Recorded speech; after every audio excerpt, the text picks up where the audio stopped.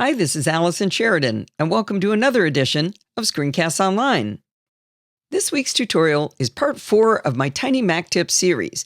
The idea of this series is to help people go from being an adequate Mac user to being proficient by knowing all of the little techniques that make using a Mac efficient and delightful. Whether you're new to the Mac from Windows or you're a seasoned veteran, you'll probably learn a few things you didn't already know.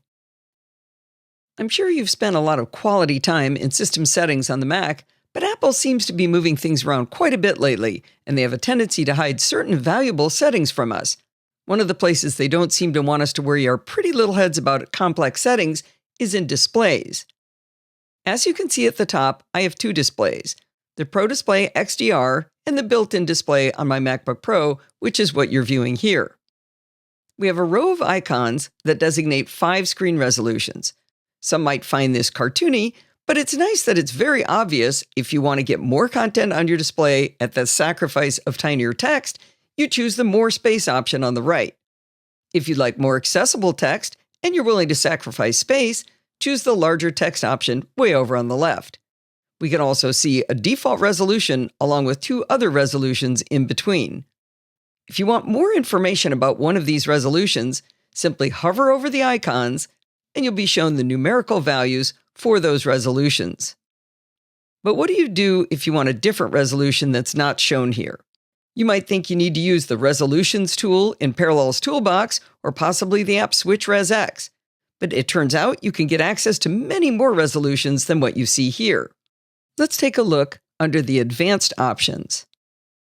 The overlay that comes up has 3 fun toggles that control how your Mac reacts if there's an iPad nearby or even another Mac, like letting your cursor just slide back and forth between these devices.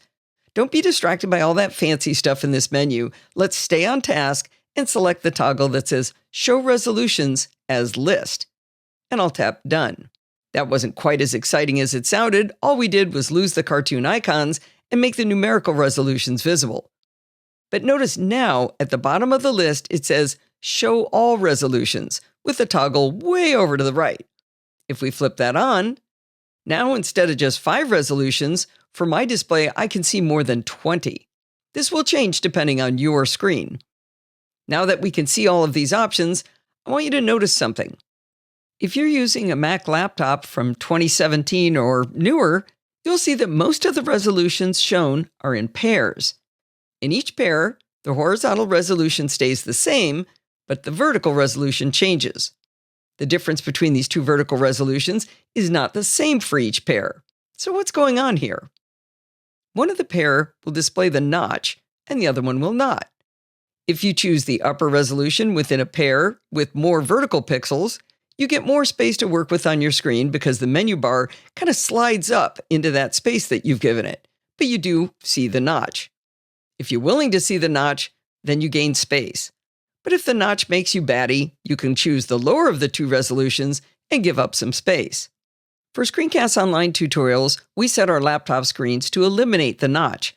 That's why you can see my screen is at 1512 by 945, not the default of 1512 by 982.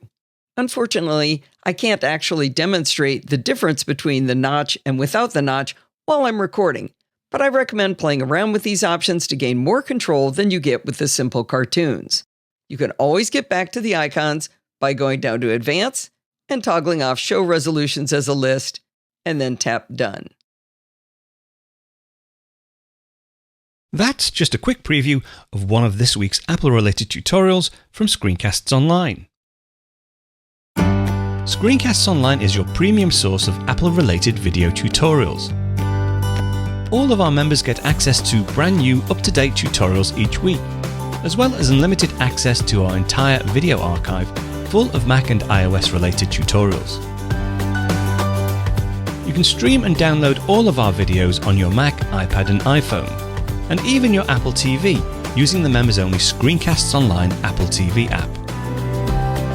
Membership also includes a complimentary subscription to the digital Screencasts Online monthly magazine, published each month and packed with videos, articles, reviews, as well as hints and tips covering all aspects of the Mac, iPad, iPhone, and all of the other fantastic Apple products. So, if you're ready to start getting the most out of your Apple devices, Visit screencastsonline.com today and become a Screencasts Online member.